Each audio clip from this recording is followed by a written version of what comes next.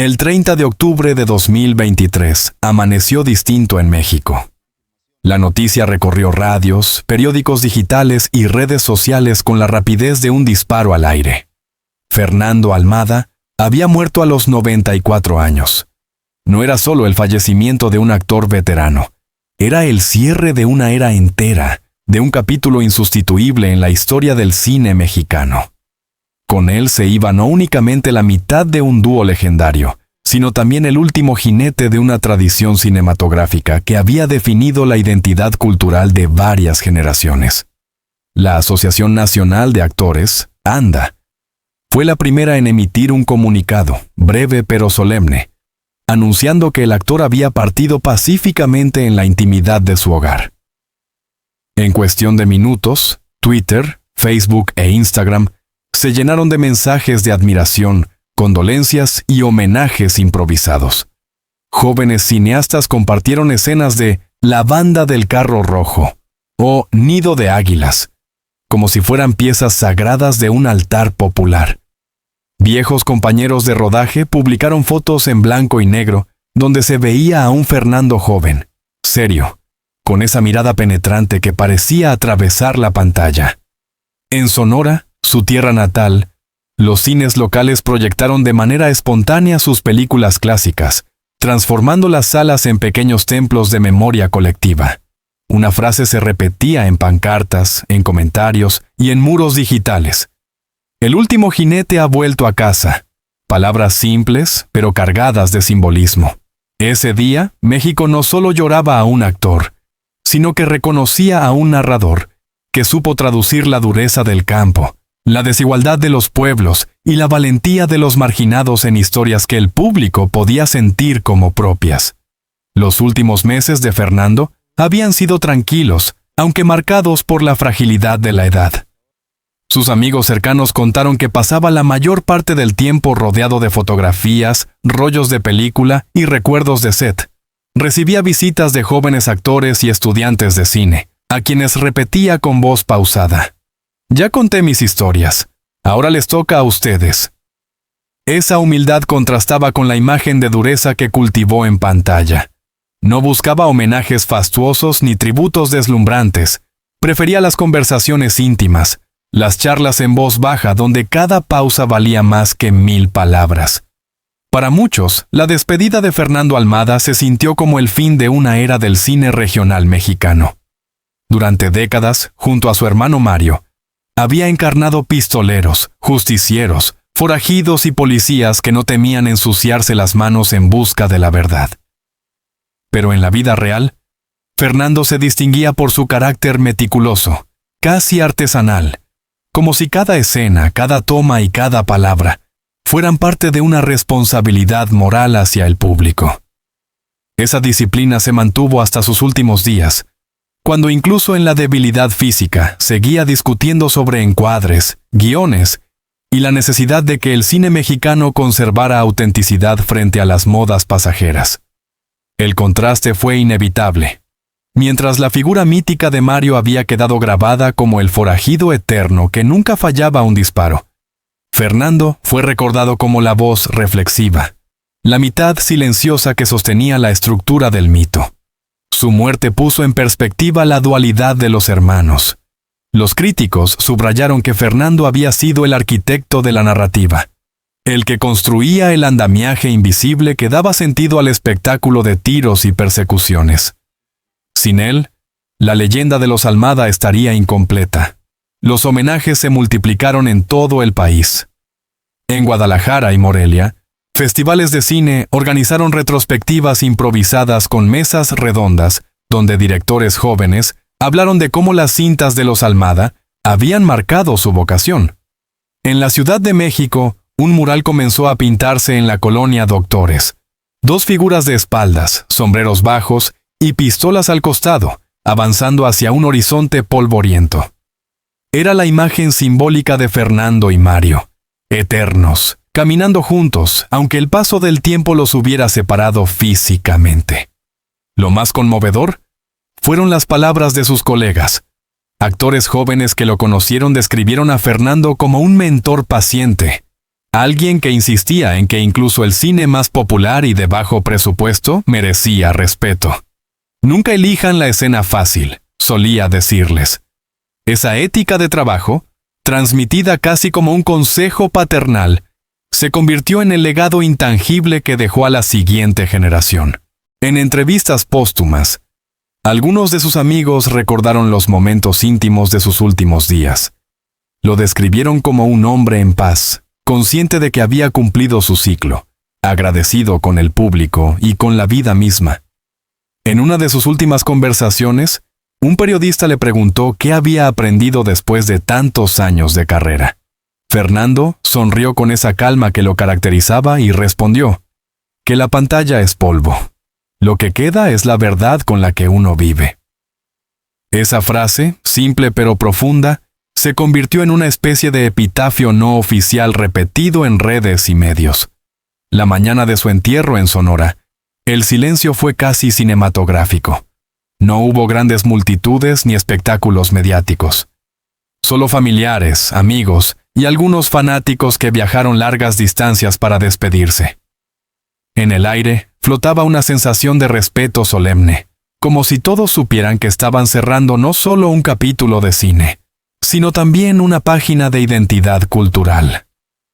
Con su partida, el apellido Almada dejó de ser noticia para convertirse en leyenda. Pero el vacío no fue de tristeza absoluta, sino de gratitud. Las imágenes de sus películas, con ese polvo del desierto, esos silencios tensos antes del disparo y esa mirada firme que jamás temblaba, quedaron como testigos de una época. Fernando Almada se marchó en paz, pero dejó tras de sí un eco que aún resuena. El eco de un hombre que, con paciencia y convicción, transformó la crudeza de la vida mexicana en un lenguaje cinematográfico eterno. En los últimos años de su vida, Fernando Almada comenzó a hablar con una franqueza inesperada sobre su hermano Mario. Para muchos, escuchar esas confesiones fue como ver a un pistolero legendario bajar el arma y revelar la vulnerabilidad que siempre había ocultado tras el sombrero y la mirada de acero. Durante décadas, el público había visto a Mario Almada como el hombre indestructible del cine mexicano, el forajido que nunca fallaba, el justiciero que no conocía la derrota, el eterno sobreviviente de más de 300 películas. Sin embargo, Fernando, con la calma de quien ya no tenía nada que demostrar, abrió un resquicio que transformó por completo esa imagen. Lo que reveló no fue un escándalo ni una anécdota truculenta, sino algo mucho más íntimo y humano. Mario, detrás de la cámara, era un hombre profundamente bondadoso, incluso tímido, que prefería la calma del hogar a la estridencia de la fama. Ese contraste impactó a los fanáticos, que durante años habían confundido al personaje con la persona.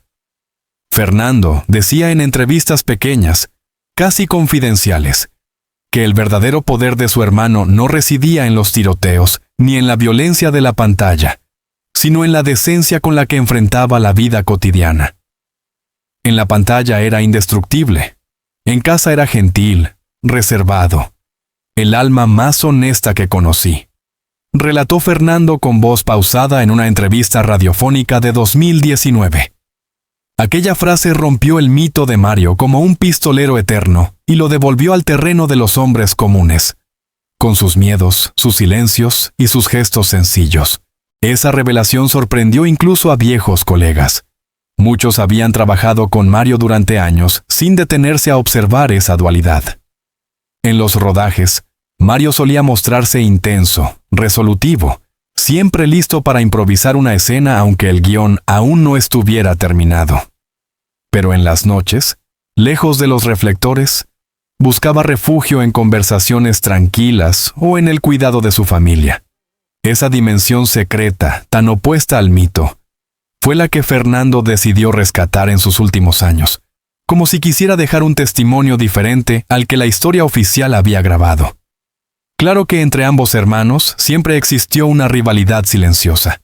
Fernando lo reconoció con media sonrisa. Sí, competíamos. Él me empujaba a ser más agudo y yo lo desafiaba a ser más disciplinado. Sin esa tensión, quizá no habríamos llegado tan lejos. No era un enfrentamiento destructivo, sino una chispa que mantenía viva la maquinaria creativa. El hierro afila al hierro, decía Fernando, y en ese pulso constante radicaba la fuerza de los Almada. La rivalidad se manifestaba de múltiples formas.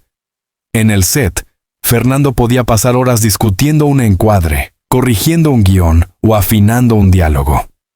Mario, en cambio, confiaba en el instinto y en la energía del momento. Cuando Fernando pedía repetir una escena por quinta vez, Mario bromeaba con exasperación. «Ya, hombre, el público quiere tiros, no poesía». Esa diferencia de estilos provocaba discusiones, pero también nutría sus películas de una tensión real, palpable, que hacía que los personajes cobraran vida. Aún así, fuera del cine, esa rivalidad se desarmaba para transformarse en complicidad. En más de una ocasión, Fernando cuidó a la hija pequeña de Mario durante los rodajes, convirtiéndose casi en un segundo padre. También hubo momentos en que Mario, con su energía inagotable, levantaba el ánimo de Fernando cuando éste se sentía atrapado en las dudas creativas. Esa simbiosis, reconocida tarde por Fernando, fue quizá el secreto mayor de su longevidad artística. Pero lo más llamativo de las confesiones de Fernando fue su retrato de la vulnerabilidad de Mario. Mientras el público lo recordaba como un héroe invencible, Fernando relataba que su hermano a veces cargaba con un dolor silencioso. La pérdida de seres queridos, los fracasos amorosos, los proyectos cancelados en el último minuto. Ninguno de esos episodios llegaba a la prensa, porque Mario sabía mantener el mito intacto. Sin embargo, Fernando lo vio todo. Las noches de insomnio, los silencios prolongados, las dudas que no cabían en los carteles de cine. El verdadero valor de Mario no estaba en sobrevivir a una balacera en pantalla, confesó Fernando en una de sus últimas entrevistas, sino en levantarse cada día, incluso cuando la vida real le disparaba con más fuerza que cualquier guión. Esa frase resonó como un disparo en el corazón de los admiradores.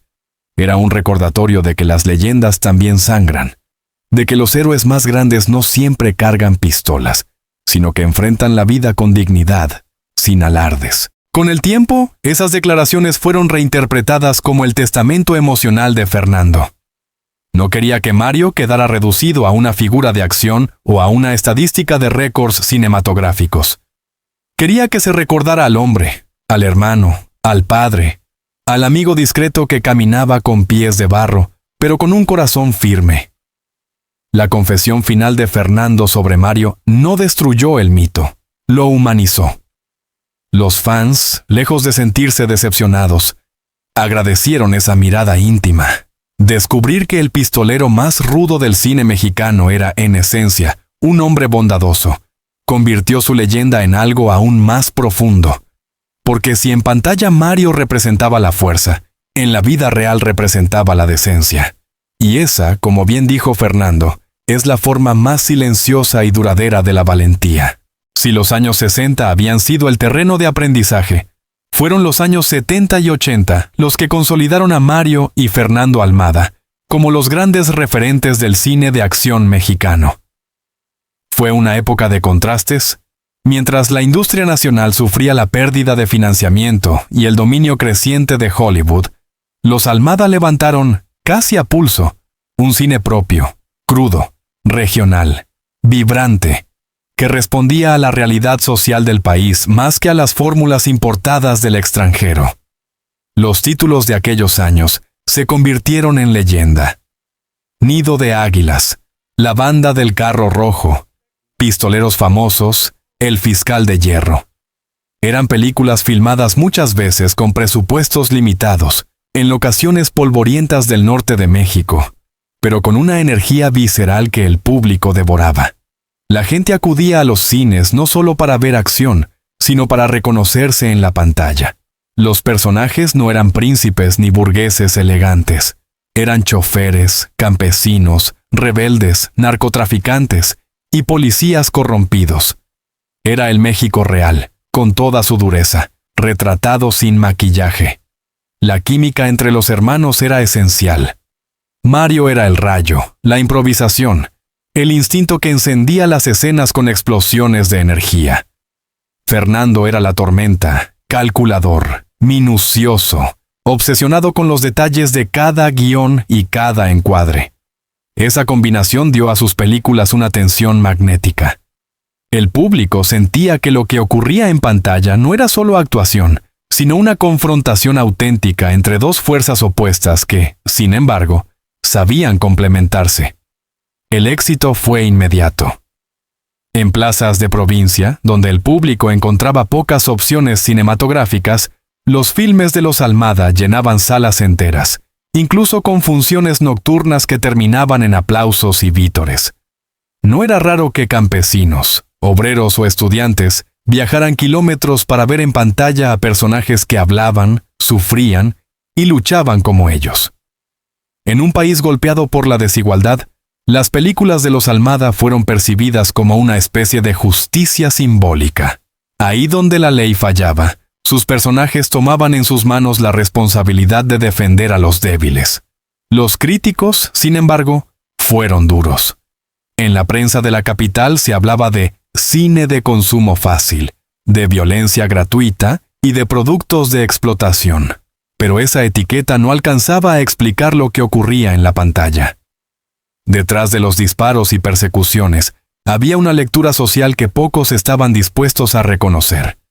El retrato de un México marginado, de comunidades que rara vez aparecían en los reflectores, de la vida al filo de la pobreza y la corrupción. En cierto modo, los Almada hicieron por el cine de acción lo que el corrido había hecho por la música popular. Darle voz a quienes no la tenían. La influencia de sus películas se extendió mucho más allá del entretenimiento. En barrios enteros, jóvenes imitaban los gestos de Mario, con su sombrero ladeado y su caminar decidido. Canciones populares mencionaban escenas de sus cintas, y los videoclubs de los años 80 convirtieron sus VHS en objetos de culto. En un tiempo en que el cine mexicano parecía apagarse, ellos mantuvieron viva la llama con historias que, aunque despreciadas por ciertos sectores académicos, conectaban directamente con el corazón del pueblo. El impacto también se notó en la dimensión internacional. Migrantes mexicanos en Estados Unidos acudían a cines comunitarios de Los Ángeles o Chicago para ver las cintas de los Almada como una forma de reconectar con su tierra. Era cine fronterizo en el sentido más literal. Cruzaba límites culturales y geográficos. Los héroes de Hollywood podían tener mejores efectos, pero ninguno reflejaba la vida en el rancho, la tensión de los pueblos, ni el sabor de la justicia a mano propia, como lo hacían Mario y Fernando. En medio de esa vorágine, Fernando comenzó a destacar también como director. En 1978 sorprendió con El hechizo del pantano, una obra más lenta y reflexiva, alejada de los tiroteos tradicionales. Allí mostró que el cine de acción también podía tener capas de ambigüedad moral y dilemas existenciales. La crítica, que antes lo había desdeñado, comenzó a reconocerlo como un cineasta con voz propia, capaz de construir un lenguaje entre lo popular y lo artístico. Los años 80 trajeron aún más reconocimiento popular. Las funciones dobles en los cines, que combinaban dos películas de los Almada, eran auténticos fenómenos de taquilla. Los carteles con sus rostros se repetían en cada esquina del país, convertidos en una marca registrada de valentía y rebeldía. Para entonces, los hermanos no eran solo actores, eran símbolos culturales. Su apellido, como antes lo había sido Infante o Negrete en otros géneros, se volvió sinónimo de un cine crudo, directo y sin concesiones. Pero esa época dorada también tuvo un precio. El ritmo de producción era frenético. Había años en que Mario filmaba 3 o 4 películas al mes, mientras Fernando revisaba guiones con una disciplina que lo mantenía noches enteras en vela. La carga física y emocional era enorme, y en más de una ocasión las diferencias creativas entre ellos explotaban en discusiones acaloradas en el set. Sin embargo, esa tensión se convertía, paradójicamente, en parte del combustible que mantenía vivo su cine. Lo que distingue a esa etapa no fue únicamente la cantidad de películas, sino la forma en que lograron capturar el espíritu de un México en transición. Los 70 y 80 fueron décadas de crisis económica, de migraciones masivas, de violencia creciente. Los Almada reflejaron esa realidad en historias donde la frontera era un espacio simbólico. Allí donde el Estado desaparecía, surgía la justicia de los hombres. Esa fue la clave de su vigencia. No filmaban fantasías, filmaban metáforas de la vida real. Cuando hoy se revisa esa filmografía, lo que impresiona no es solo la acción trepidante, sino la honestidad emocional que la atraviesa. Las miradas largas de Fernando, los disparos certeros de Mario, los silencios entre hermanos en pantalla. Todo parecía latir con una autenticidad que el público reconocía como propia. Esa autenticidad fue la que transformó a los Almada en más que simples actores, en cronistas del México olvidado, en guardianes de una épica popular que sigue resonando medio siglo después. Si la década de los 70 había sido la cima del éxito para los hermanos Almada, los años 80 y 90 trajeron consigo un paisaje mucho más áspero. El cine mexicano atravesaba una de sus etapas más difíciles.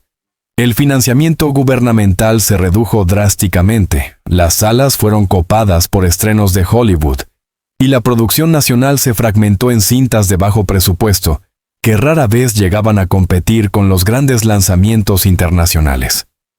Para muchos actores y directores, esa época significó el final de sus carreras, pero los Almada, fieles a su espíritu de resistencia, se negaron a rendirse. En medio de la tormenta, Mario y Fernando siguieron trabajando con la misma disciplina. Las condiciones eran adversas, rodajes con presupuestos mínimos, locaciones improvisadas, contratos que se caían a último momento, distribuidores que prometían y no cumplían. Aún así, lograron sostener una producción constante que mantuvo vivo el cine de acción mexicano. En entrevistas posteriores, Fernando lo describiría con resignación y humor. Sentíamos que el suelo se movía bajo los pies, pero Mario siempre decía que eso era solo otra colina que había que escalar. La fortaleza de ambos radicaba en su complicidad fraterna. Cuando las cuentas se acumulaban y los proyectos se desmoronaban, el equilibrio entre la paciencia calculadora de Fernando y la audacia instintiva de Mario se volvía esencial. Uno ponía orden, el otro energía. Uno frenaba para reflexionar, el otro empujaba para avanzar. Era un baile casi natural que les permitió sobrevivir a las embestidas de una industria en crisis. Sin embargo, esos años no estuvieron exentos de golpes personales. La enfermedad prolongada de su madre llevó a los hermanos a pasar largas temporadas en hospitales, donde la bravura de Mario se convertía en preocupación silenciosa, y Fernando tomaba el papel de sostén emocional. También enfrentaron la muerte repentina de un primo cercano que había trabajado como asistente en varios de sus rodajes. Aquellas pérdidas marcaron un periodo de luto discreto, oculto tras la rutina de los rodajes, pero presente en sus silencios fuera de cámara. La vida amorosa de Mario también sufrió turbulencias. Su breve matrimonio terminó en divorcio y lo obligó a afrontar dolorosas negociaciones por la custodia de su hija. Ese episodio, aunque nunca llegó a los titulares, dejó una huella emocional profunda. En esos años, Fernando demostró una vez más la solidez de su vínculo fraterno, haciéndose cargo de cuidar a la pequeña cuando Mario estaba de gira o en rodajes prolongados. Ese gesto revelaba que, más allá de las cámaras y de las diferencias creativas, los Almada seguían siendo, ante todo, una familia. Fernando, por su parte, mantuvo su vida privada lejos del escrutinio público. Estaba acompañado de una pareja discreta, con la que compartió años de estabilidad y silencio. Mientras Mario continuaba acumulando rodajes a un ritmo inagotable, Fernando prefería dosificar sus apariciones, escogiendo con cuidado los proyectos en los que participaba. Esa diferencia de estilos se hizo aún más marcada en los 90, cuando la industria pedía rapidez y producción en masa. Mario respondía con entusiasmo, Fernando, con resistencia pasiva. Pese a la precariedad, los hermanos nunca dejaron de atraer a un público fiel. En ciudades pequeñas y pueblos, sus películas seguían llenando salas. Y con la llegada del VHS, sus títulos se multiplicaron en videoclubes de todo México y de comunidades migrantes en Estados Unidos. Era un cine que sobrevivía gracias a la lealtad del público, un cine hecho a contracorriente, pero cargado de autenticidad. Lo más notable de aquellos años fue el rol de los Almada como mentores. Aunque ya no disfrutaban del mismo auge mediático, empezaron a recibir en sus rodajes a jóvenes actores, directores y guionistas que buscaban aprender de su experiencia. Quienes convivieron con ellos los recuerdan como hombres generosos con sus consejos, pero nunca condescendientes. Nos decían que respetáramos al público, que nunca eligiéramos la escena fácil, relató años después un actor que debutó bajo su tutela. Ese consejo, sencillo pero contundente, se convirtió en el legado invisible de los Almada a las nuevas generaciones. A finales de los 90, el mercado mexicano de acción regional parecía tambalearse definitivamente. Los productores buscaban fórmulas rápidas, a menudo imitaciones de Hollywood, mientras que los presupuestos seguían encogiéndose. Muchos pensaban que los Almada se retirarían.